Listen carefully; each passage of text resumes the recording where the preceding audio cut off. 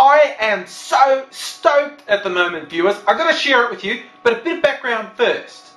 If anyone really paid attention to my videos, they'd know I listen to a radio station in Australia called Triple J, which probably means no one knows that, so it's just as well I'm telling you.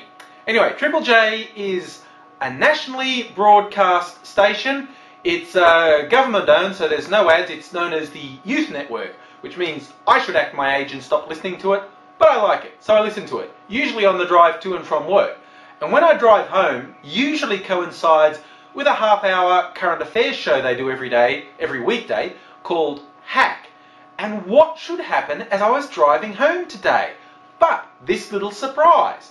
They were doing a story about legalised prostitution in Australia, and the journalist led in saying, you may have read the stories recently about how some Melbourne councils were paying private investigators to have sex with prostitutes.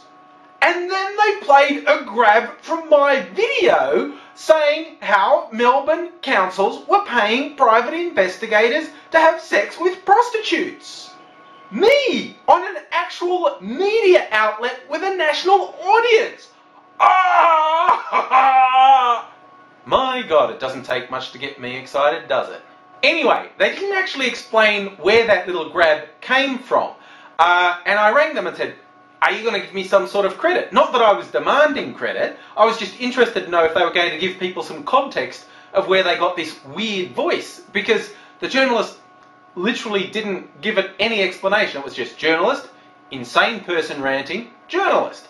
And I thought maybe the audience deserved to know who it was. And of course, shamelessly, I want some publicity.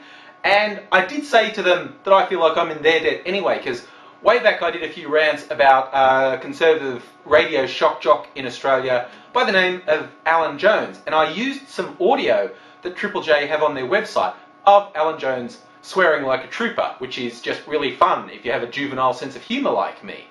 Now, the person I spoke to at the station seemed to find it pretty funny that I was this person and that I'd used some of their audio, and they're going to have one of their journos call me on Monday. Now, I don't know if anything's going to come out of it, if they're going to give me any publicity on the show, but I was so excited! That's how meaningless my life is. When I'm not doing stuff on YouTube, I'm getting really excited about being on other media.